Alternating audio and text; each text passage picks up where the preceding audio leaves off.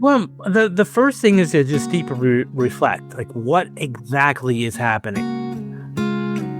Another thing I talk a lot about in my book are personality factors. So, and I use the 5-factor model of personality, which is the openness, conscientiousness, extroversion, agreeableness, and neuroticism. And what I found, because I did this for my dissertation, it was one of the things I researched, and I found what was primarily the most glaring finding of my research at that time was that actors that were high in neuroticism, which is like your reactivity, anxiety, easily prone to anxiety, and low in conscientiousness, low in discipline and focus, were actually more likely to self-sabotage. So there's a lot of strategies in my book to work on resiliency, work on improve your mindset, and reframe, failure as feedback. So there's no such thing as failure, only feedback. So looking at your failures as feedback and taking them as learning experiences, that's one of the biggest things.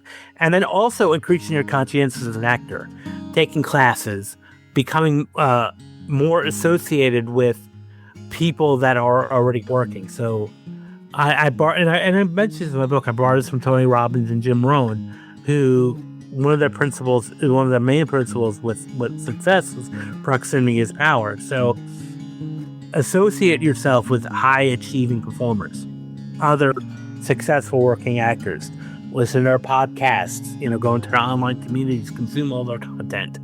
So this way you can start adapting those strategies, becoming more focused, while reframing the idea of failure. And that will,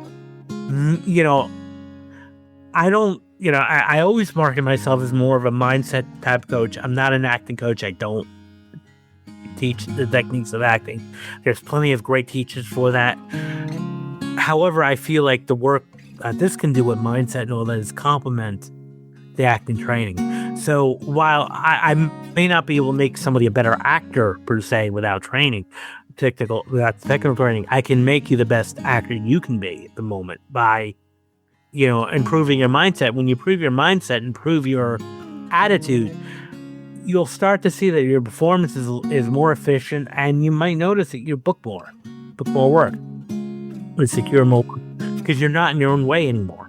Hey, welcome back to Living the Next Chapter, the great place where we get together with amazing authors and writers and people who serve the community. And Albert's here today, and I'm so excited to have him on the podcast because he's got a great book, and he's really going to help us to overcome some of the things that get in our way. And he works with people and helps them to get on stage, get in on movies and television, and he serves a great audience. And the fact that he has time to be with us, I think we're all going to benefit from this. Albert, welcome to Living the Next Chapter. Glad to have you here. Hi, Dave. Thank you again for having me. I'm really happy to be here. Excellent. Tell everybody where you live. Albert, where are you? So I am in New Jersey, but I work in New York City, so I'm right on the East Coast. Nice. Excellent. Now, we got to talk a little bit about what you do, Albert, because I'm fascinated by this. I found you on IMDb, by the way, which is interesting. Okay. Yeah, so tell me a little bit more about who you serve through your agency. Sure. So my agency is Bramante Artists. We are a full-service talent agency in New York. So we represent actors for film, TV, theater, commercial, print, and voiceover. And this is something that we really do. We serve, professional actors from all ages. I have kids, as young as 7 and as old as, 87. So it ranges. It's a wide range of talent that I represent. I have actors from all types, all walks of life. And, I've been doing this for about 20 years. And you've also been in front of the camera as an actor, is this true? Yeah, that's partially true. But this was, I started off a little bit just interested in performing arts. I was in the drama club in high school. Okay. So I was very much into the performing arts to some aspect. I took some classes in college, my undergrad in theater and acting, and I really liked it. I just liked the environment. Now, I'll be honest, the acting thing wasn't for me. It really wasn't something that I found necessarily fulfilling. However, what I did enjoy was being on set, being around actors, the energy of actors.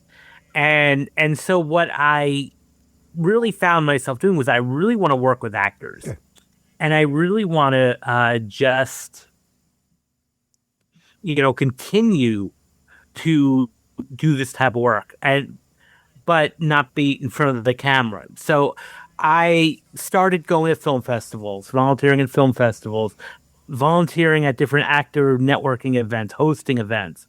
And it just became very interesting. Like I really want to continue working with actors. And as I was doing these events, I would meet and accrue like a network of Rolodex of actors that were in New York City. And I started working with some filmmakers who were like, "Hey, I need this for my film. I need this type for my film. Do you have anybody?" And I started making these recommendations, and these people were booking and actually, were getting the roles.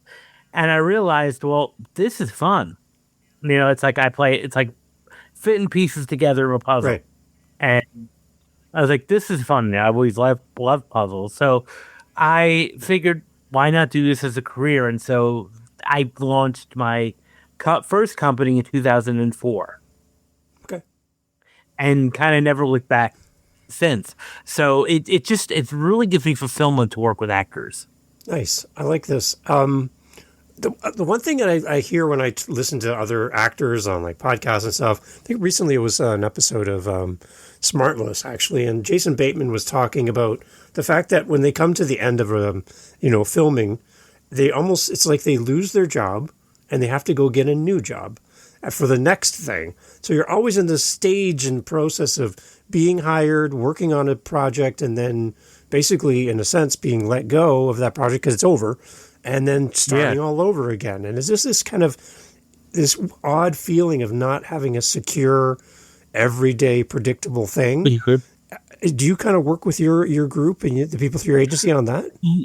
Yeah, I mean, the lifestyle of an actor, or really anybody in the performing arts industry, it's a gig economy, which means it's only gig to gig. It's not like a job in the corporate sector, the 9 to 5 sector, where you work in a company for 10, 20, 30 years, get a nice cushy retirement package, and Right. you're set to go. Here, it's per job, and that job can last anywhere from a day to 6, 7 months to a year at most. And then the thing that happens now, you got to prove yourself all over Right. again to new people. So unless you become like an A-lister, where like your household name, you still have to audition every time for a new project, and so it can sometimes be taxing a bit. And especially because it's a really saturated profession, overly saturated. Unfortunately, there's several 100,000 actors just in the United States alone, and there's only a limited number of roles. So if that makes sense, that you're going to get more no's than you're going to get more yeses, Right. and that is going to add up over time Okay. to the actor's psyche, to the actor's mental health, because it's constantly trying to prove yourself, and you're really only as good as your last gig. So it's not like you're going to automatically get roles just because you had a role before. I've even had actors that were like series regulars on TV shows, and after the TV show is canceled, they're right back down just to square one again, Yeah.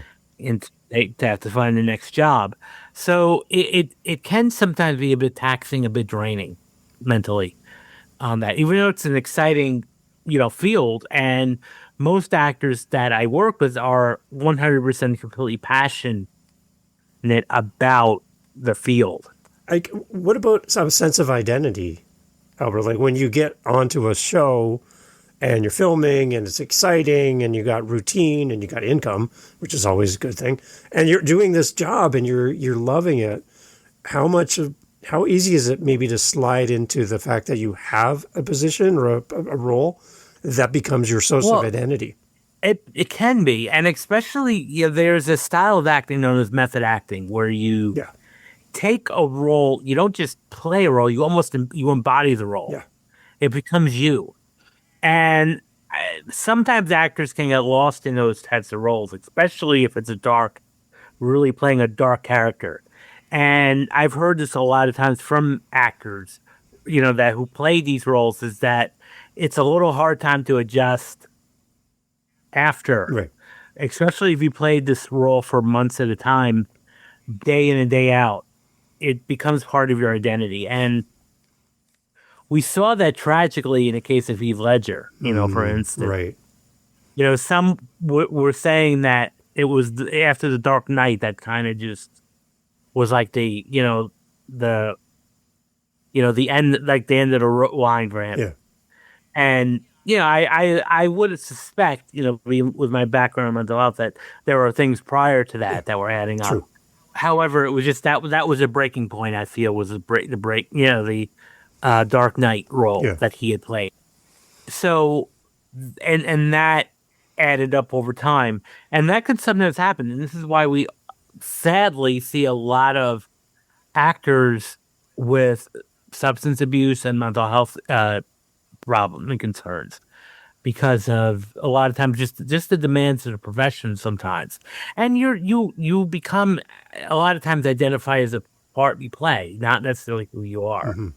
I was once reading an interview with Anthony Hopkins, and this is right, soon after the Hannibal movies were released, and he was like, "This is great," but a lot of people were coming up on the street and were like quoting Hannibal to him, like doing Hannibal quotes to Right. him, and he's like, at first it was a little bit flattering and fun, and afterwards it just got really annoying and old. Yeah. And it became a point where it's like, look, I'm much more than that. I was just playing a role. I was reading a script that somebody else wrote and just having fun with that role. But a lot of people were identifying with that. And a lot of times, even like, I also heard like the cast of Sopranos, when that was like, in its heyday, a lot of people were like, punching them in the street and like yelling and heckling them like the mafia is bad. Right. And look, guys, I'm not affiliated with a mafia. I'm playing a role on TV. Yeah. I'm just me, and that's why I think a lot of times the public may not fully grasp. I mean, obviously, if that's happening as an actor, you're doing a great job in that role. Right.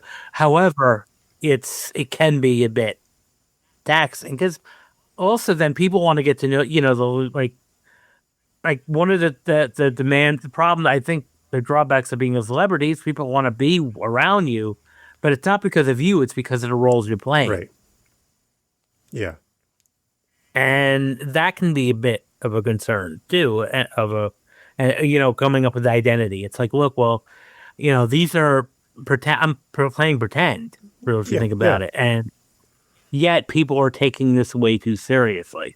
Like when we see actors on the screen, we have this idea that they might not wrestle with the things that normal humans wrestle with, like, self-doubt and imposter syndrome, all these things that we, as a non-actor famous person on the screen, we don't think they're not like us. They're like a different level of us. We think of like a Robin Williams, right? And you're like, this guy's just full of joy and full of giving and kind, but we're still human beings at the end of the day. Even though they have a role and they're still famous and star on Hollywood Boulevard, they're still humans and go home by themselves at night and wrestle with things as well, right? And I think Robin Williams was a wake up call on that, because a lot of people were thinking, even afterwards, after he had committed suicide, was, well, how could he do that? He was such a lucky and happy man. I'm like, no, that's what you were seeing on TV. That's what they wanted you to see. That's a character. That was a manufactured persona of Robin Williams. There's a much more layers to Robin Williams. Even Jim Carrey, for instance, a lot of people associate Jim Carrey with,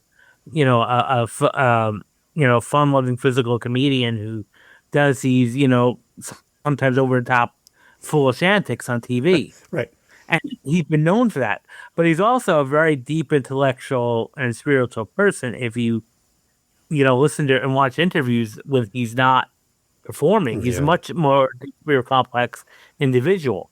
And a lot of times that happens where a lot of people don't understand. Even when the late James Gandolfini would be out in public, people would be yelling, "Hey, Tony Soprano, good to see you." I'm like, and he would turn around and goes, "That's not, I'm not Tony, I'm James." Yeah. So it's a different thing.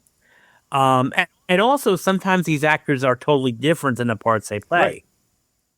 Right. And again, I've heard this in interviews. I've heard even from James himself is, he would say like, "Look, James Gandolfini, Tony Soprano are two different men." Yeah. And I think a lot of times people don't understand that with actors, but also a lot of times what happens is getting the word no all the time. Right. And it's like, well, Kyle, I'm a professional working actor, but why haven't I been working for the past year or two? And sometimes it could be, because some actors can go years without a job, an acting job, or a stable acting job, So it can sometimes be add up where it's like, well, I'm supposed to be, the identity of an actor, but I'm not. I haven't been working lately, and so that sometimes happens. And then occasionally, sometimes I would work, sometimes talk to an actor who is having a hard time with, should I stay in a profession? Should I not stay in a profession? Right. And I often would say, because what's really feeding your soul? And they will say, like, I like storytelling. Well, then, okay, let's stick to that. And one simple reframe that we could do, what I often try, work to explain with the actors, because it is a challenge thing, is to take the audition and look at it as a performance opportunity. Mm-hmm. So rather than just stigma of this audition, because that puts a lot of pressure on you, look at it like, I have 2 minutes to perform, still prepare fully, of course, but still look at these 2 minutes as the opportunity to perform and do your best at it. And when you can do your best at it, and look at it as a performance, not a test, but a performance. Right. And that's what I hear a lot of working actors. I heard this from Bryan Cranston in interviews. I've heard this a lot with other character actors that you may not know by name, but you see them on screen because they're almost in every TV show. And they will often say is that those 2 minutes that they're in the audition room, it's a performance. They're working. They're not auditioning. They're working. And if you look at it like that, then you'll be working almost every week as an actor. Now, you may not be getting financially compensated for that, but you're still working for that. Mm-hmm. And, the reality is that 96 to 97% of actors in the country need other jobs to supplement their income. Only 2 or 3% can actually really say that they make a living as an actor, because the cost of living is extremely expensive, especially if you're living in one of the metropolitans like New York, Atlanta, or LA, which is 3 main areas of the United States that are, production hubs. I've had the honor of having some actors from movies and television on my show. And I think the one thing I try to do as a host of the show is to kind of get through the initial, like, I can't believe you're on my screen. I love your work, but get to the human side of why they're here, right? Their book, their project. Yeah. Because I want to honor that. I don't want to ignore that all of the hard work that they put into their craft, but I don't want to be so, oh my gosh, and kind of gushy and all that on my show. I want to treat them like human beings on the show and honor them on what they're here to talk about, right? That's what I really hear a lot of these actors say, that they just want to be treated like human beings. If they're out having dinner with their family, they want to be just left alone. It's not that they, and very often you'll hear these stories. Oh, this actor was nasty in public. This actor, well, that's because they were just being heckled for 2 minutes straight, and they're with their family. What do you expect? Yeah. So I think, just treating them with respect is important, and treating them as people is really the main thing. Again, going back to your Robin Williams example, different layers of him, right? We only see 1 or 2 layers on film, but there's more to him, right? We need to honor that. And Robin Williams said that actually in interviews where he felt lonely because nobody really wanted to get to know him. Right. they saw this persona on TV. Yeah. And not every role that he played sometimes dramatic roles, and he also played some sick and twisted Yeah. roles Yeah. too. Yeah. So, okay, let's talk, Albert, about your book and maybe kind of how this feeds into our conversation. I think we kind of laid a nice foundation here. But I agree. I yeah, agree. what's the idea of the book? So when I first started 20 years ago, the one issue that was concerning me was the fact that a lot of actors were shooting themselves in the foot, Yeah. self-sabotaging, at least the ones I was meeting and encountering. So they would say like, I want to audition, I'm really passionate, I'm really hungry, I want to audition.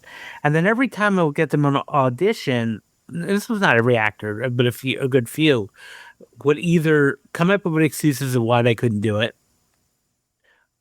or they would be late, or sometimes even just say, I don't feel like going to the audition.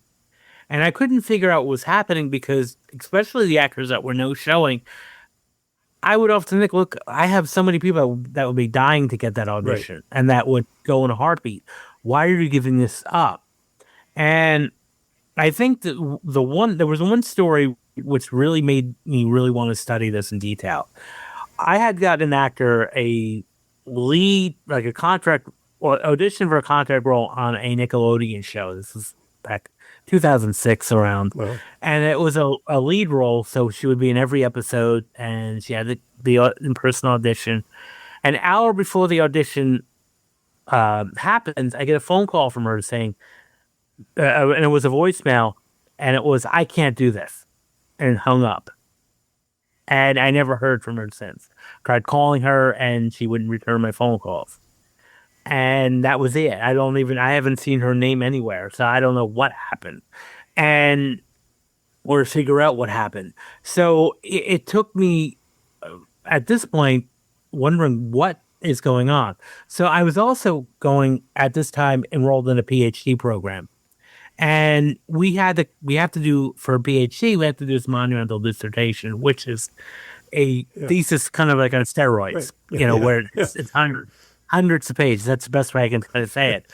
So I was figuring out, what am I going to do this on? And then this kept happening.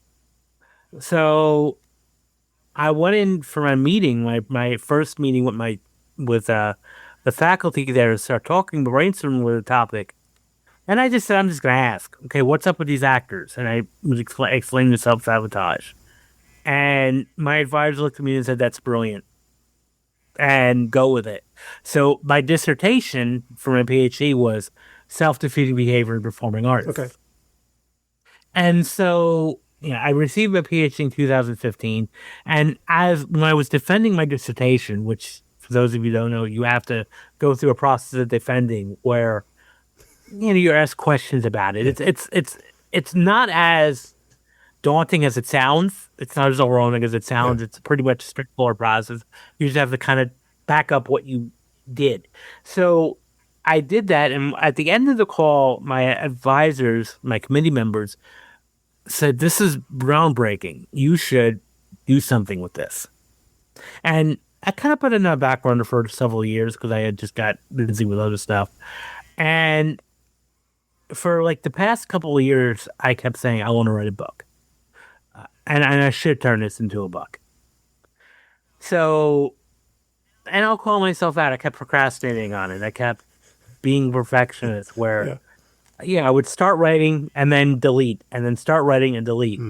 And I was part of a self-publishing mastermind group, which the goal was to help first-time authors produce books. And there were two pieces of advice that really stuck out for me. One, well, not necessarily advice, but one statement was that only 1% of people who say they want to write a book actually do it. Wow. So there's 99% of people who, will say they will write a book and they never will. And I was very easily, that other 99%. So I said, okay, I worked hard. I put time and money, blood, sweat, and tears in the dissertation. Why not tell the world about it? So I said to myself, okay, I'm going to write. The second piece of advice, and this is for anybody who's listening that's a writer or wants to write a book, the advice I was told, which really helped me immensely, was write first, edit later. Do not edit while you write. Okay. And that was a game changer for me. So in 2023, I said, I'm going to set aside 2 hours a day. I'm just going to write. And I'm going to write until it's done. And about 2 months later, for scheduling it, I had a manuscript. And then I went through a couple of rounds of professional editing. I hired 2 different editors to kind of look at the product. And they, after I incorporated their changes, I went right to the press. And then Rise Above the Script was born. So the book, even though it's written for performing artists, there's a lot of stuff that can benefit almost anybody who deals with self-doubt and self-sabotage, which is, I think, the entire human race. Right. Yeah. I see it in podcasting, too. I see it the same thing. People are like, I don't know if I can do this. Don't know if I like my voice. Who would ever listen to me? All this, right? And I was, hear from a lot of like the, podcast education space that only, only 10% of podcasts make it past episode 7 or 8. Yeah. And that boggles my mind too, because I'm thinking like you're spending money investing in gear, you're investing in equipment, technology and equipment. Wouldn't you at least want to put out several episodes? And I would imagine, just like with actors, they don't see traction after a couple episodes and think, okay, I'm done. Therefore, I'm not going to produce anymore. And it may take 10, 20, 100, 200 episodes before you get something that takes off. And also, podcasting is evergreen, so you never know when you could do an episode 6 months ago, and all of a sudden that just triggers and starts going viral. Right. Yeah. But if you gave that up, you never would have known that. Yeah. So the self-doubt comes in, especially. I think anytime you're a content creator, there's a lot of people that have messages that we'll never hear from them. Right. Because they're too scared to start. So my advice usually for anybody in the performance space or is anybody in content, just do it. Yeah. Take action. Because I often say that someday doesn't exist. There's no someday in the calendar. I like that one. That's good. Because, and I'll hear people say, yeah, I want to start a podcast. Because I tell people, like, I'm guesting on podcasts. And I'll hear people say, well, I would love to be in a podcast. Someday. Yeah. And my question is, okay, what's stopping you? Yeah. Because technically, you could start on your phone. You can start putting content out there. Or invest in equipment, which is not that expensive to start with. Yeah. I love that one. Someday is not a day on the calendar. I like that. Exactly. It's true. It's true. It's absolutely true. And usually, because it's not on the calendar, it most likely will not happen until it becomes on the calendar. So what we could do is challenge when people say, well, someday I'll start a podcast. Okay, when? Someday I'll write a book. Someday I'll be an actor, right? Yeah, someday I'll be an actor. Someday I'll write a book. Someday I'll be a movie. Well, when? When do you start? And that's where accountability comes in. And so that's even with me when I probably would have been sitting here right now in 2025 if I didn't put it on my calendar and say, someday I'm going to write a book.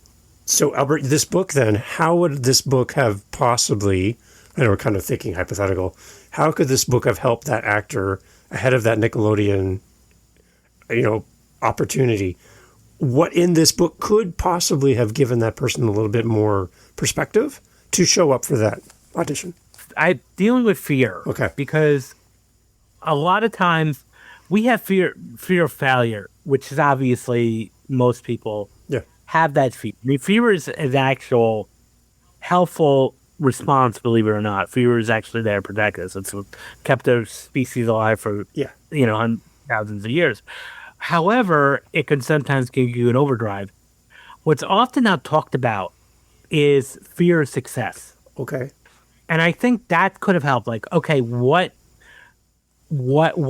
really going on here? Because most people don't realize they have fear of success. It's not like you're never going to really hear people say, I fear success, but it's a real thing. Mm-hmm. And the reason it's a subconscious fear, because it's all rooted in the fear of change. It's easy to stay comfortable. Yes, we want this change. We obviously, you'll hear people say, I have all these lofty goals.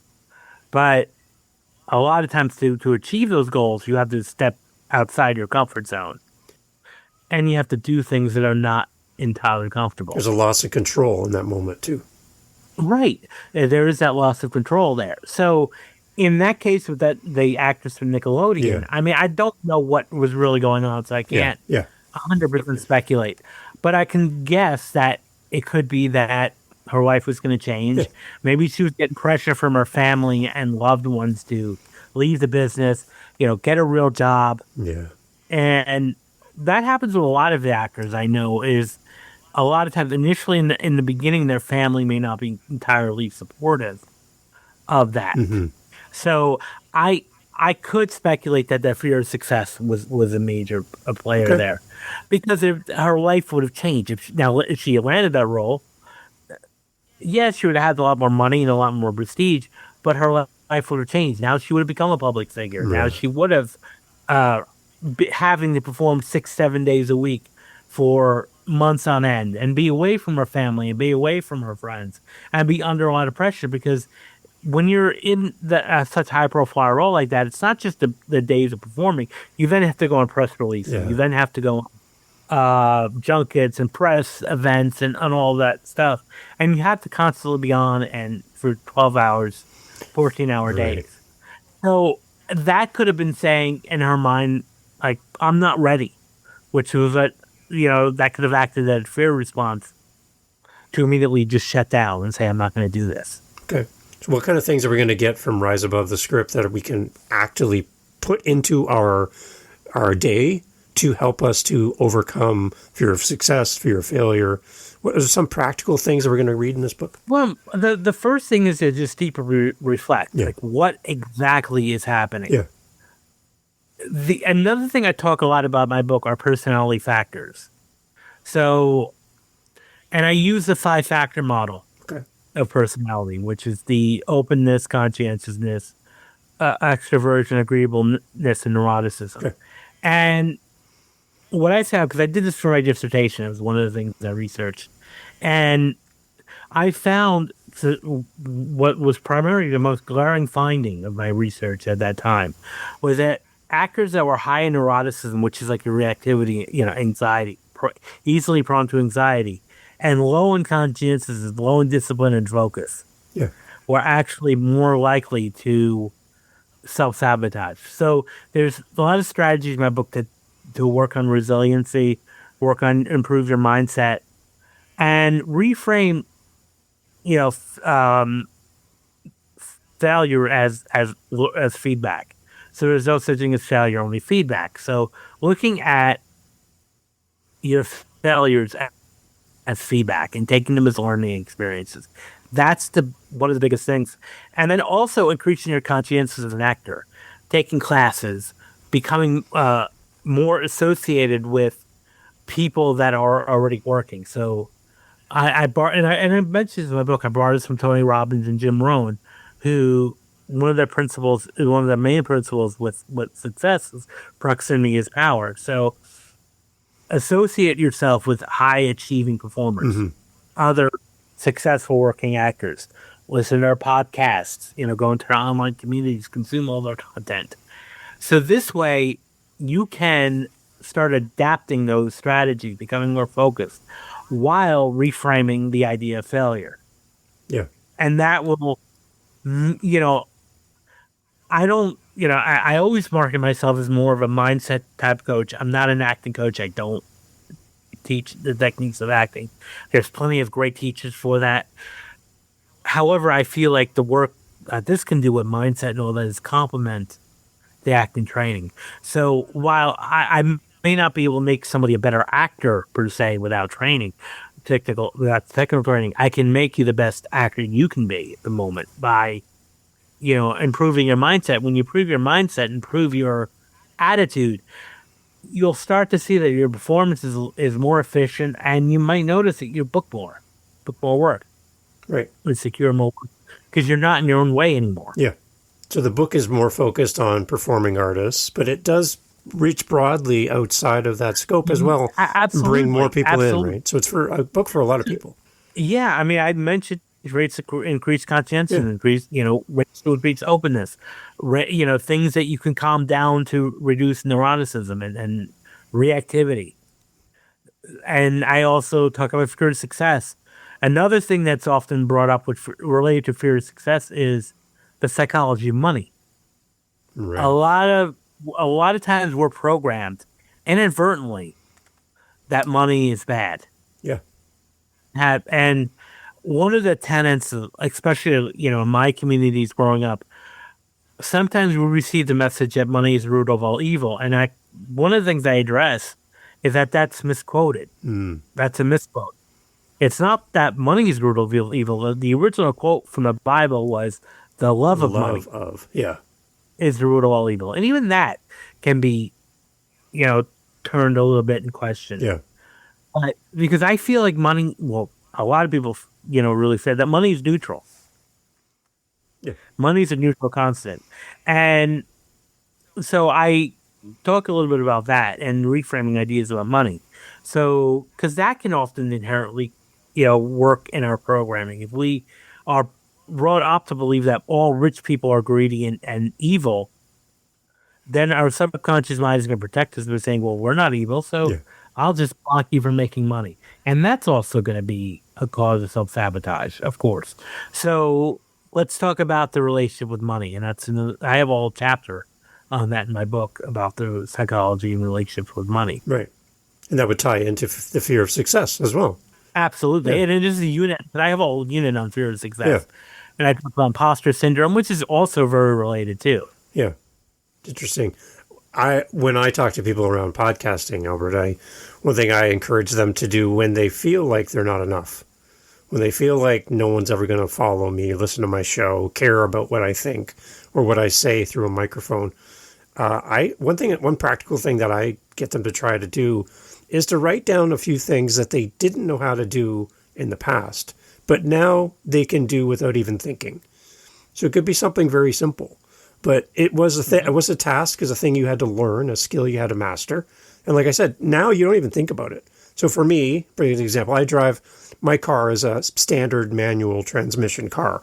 So I have to change the gears manually when I drive. When I first started driving those cars, I was horrible.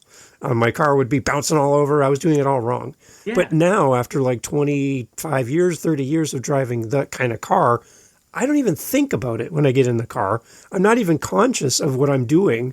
It just becomes part of who I am. So in that, I've taught myself how to do that to the level of confidence where I don't feel intimidated by driving that type of car. So that becomes one of my wins, one of my examples that I can do things that I don't know how to do. As long as I invest in the time and practice and learn and get help, I can do these things. So anytime that you have this feeling of, I can't write the book, I can't go to that audition, I can't create a podcast, you look at this list of things that you've actually accomplished and use that as a source to counterbalance the feeling that in this moment, I don't feel like I have what I need. That's excellent advice. That is really excellent advice out there to do that, to tell people, to use the example of driving. Because that kind of brings up the whole idea of like, conscious competence and unconscious competence. Right. Okay. Yeah. Because now it's just unconscious to drive the car. You just know how to do it. I'll even do another example. Learning to walk as a toddler. If anybody listening to raised children or had children or been around infants and toddlers, learning to walk we take for granted, but that's an actual process to learn to use our motor nerves to step one foot in front of the other and balance ourselves. And infants and toddlers will fall down sometimes hundreds of times and stack there and stumble. You've never seen an infant or toddler say, I'm stop, walking's not for me, I quit. I give up on this. Yeah, yeah. I give up on this. No, they don't. And it becomes an ingrained habit. Learning to ride a bike, for instance, is another skill that takes time. So even with writing that book or doing that podcast, it's going to seem like work in the beginning. One thing I talk about in my book, which I'll bring up, and I'm sure can be applicable to podcasters too, is the idea of the happy file. So what I do for my actors, I recommend keeping a happy file. So an actual journal of every compliment they received from an audition, a class, an audience member, a casting director. If they get any type of compliment, they document that. They get a call back. They're putting in the mix in a short list for a role. You document that. And then when you have them go into self-doubt and you pull out that file and you see a list of things that you achieved. And that's the amazing thing. And also, you never know who you're going to impact. Right. And sometimes you may impact people that you may never hear about it. Because a lot of times, I'm sure with content creators, you may look at a video and see that it had 160 views, but maybe only a few likes, Right. or maybe one comment, but over 200 views. It was only the only one person chose to comment, but 200 other people viewed that video. You don't know if the thing you said impacted one or two of those people and changed their life. Right.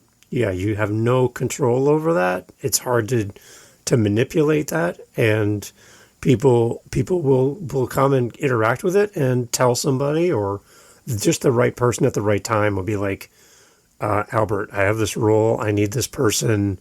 This is who I'm thinking of. I know you represent them. Can you send them my way?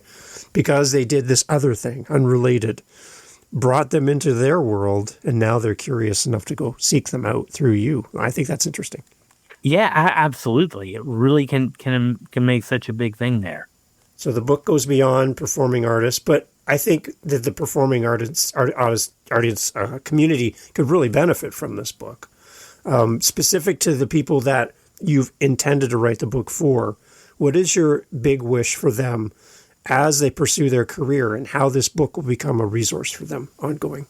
Well, the hope for that is it takes a lot of daily practice, and what I would often want to say is that self-doubt is a normal process that we all go through, and it's okay to sometimes request on things. The one thing that I would really say is don't deny the world of your power or your brightness, because there's a lot of things you can overcome, and we've already overcome a lot of stuff that you probably don't even realize. So the important thing is to just do it. Just go and do it, and even if you take small actions every day to step outside your comfort zone, I really feel that's going to be helpful. Whether that's going online, hitting the live button on social media, and just talking for 2 minutes. Something as simple as that, or going to a new place or a networking event and meeting people. Do something different. Yeah, and perspective, right? Your book can help us with perspective. I think when I get in my car, again, back to my car reference, the rearview mirror is small and my windshield is big, because I'm not going backwards, I'm going forwards. So I need to focus on the big window, the big picture. The big picture, yeah. Yes. And enjoy the process too. This is meant to be enjoyable. And it is all about perspective.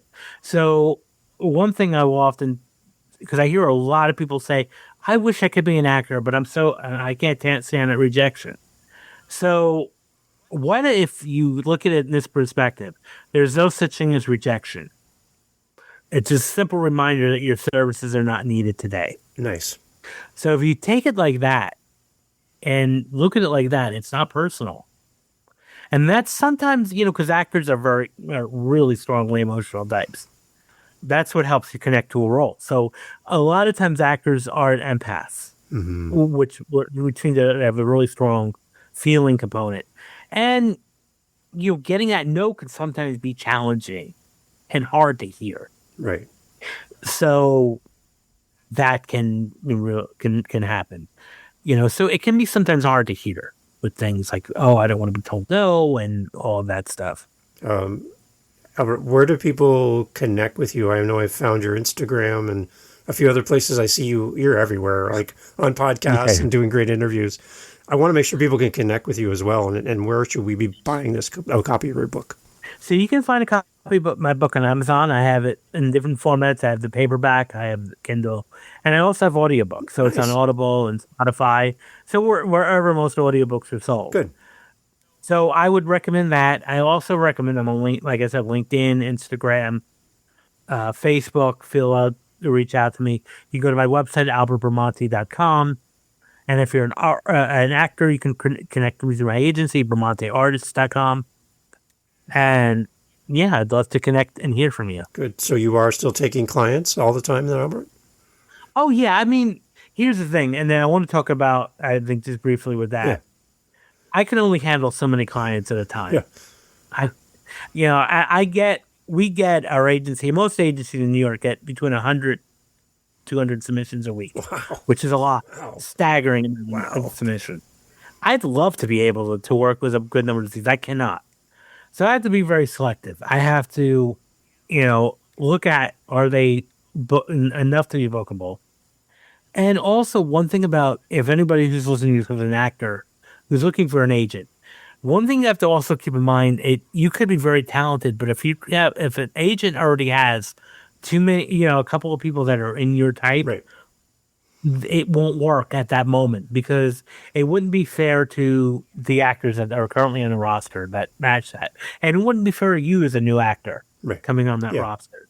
So keep that in mind. That's why I often recommend when you're looking for an agent to, when you pitch yourself to an agent and you may get the first round, they may say no, or you may not do anything. That's also another thing about which makes the performing arts industry difficult. Mm-hmm. Because very rarely, a lot of times, you will not get a direct no. You just won't hear anything. Right. And that goes for sometimes submitting for agents as well as auditioning. Yeah. So what I would say is if you don't hear anything 6 months to a year, try it again. Because hopefully in those 6 months to a year, you grew as a performer. Right. You should have more credits. You should have more experience. You should have better demo reel.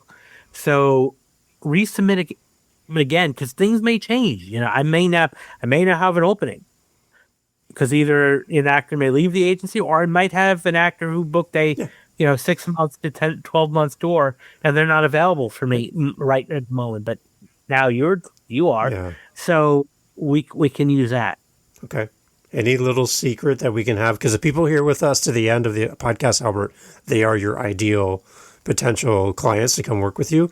Any little secret that would make you raise your eyebrow just a little bit if somebody was sitting across the table from you? Here's a secret. Gather our people. Okay. Agents are people too. Oh, good.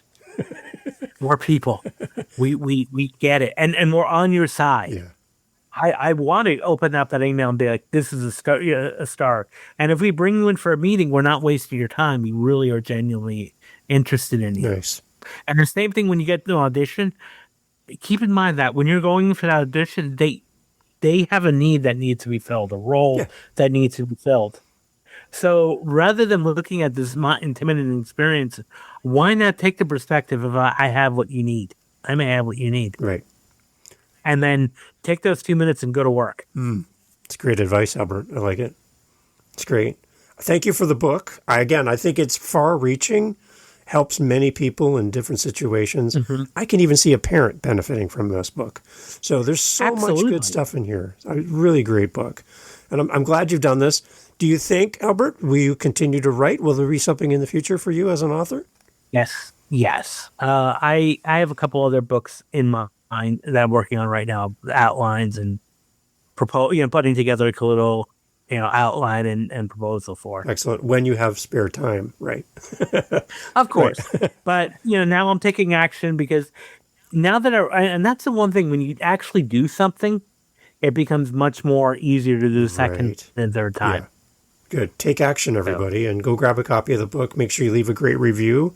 Albert would love to hear your thoughts about the book and how it helped you at your next audition, at your next big thing that you're going to create, how this book was a resource.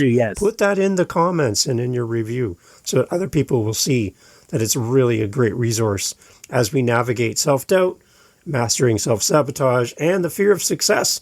A lot of great things here. Albert, thank you so much for being part of the show. Thank you, Dave, for having me. I'm really glad to be here. Excellent. I'm honored. Hey, thank you so much again for pressing play. As you've heard, great guests on the show. And one thing you didn't hear in this conversation is what? What did you not hear? Think about it for a second. That's right. Not a single solitary commercial for a mattress or a supplement or a whatever you call it. No. Why? Because we don't want to break up the conversation with commercials. So the fact that you're still here means that you are a fan of the show, I'm assuming. So if you want to help to keep the podcast going and to make me feel really happy, all I really care about is coffee, okay? I just got to be honest. I love coffee. I'm drinking one right now. It's starting to get cold. I need to warm it up. Helping us with our Buy Me a Coffee link over at livingthenextchapter.com and also in the show notes helps kind of keep the lights on around here.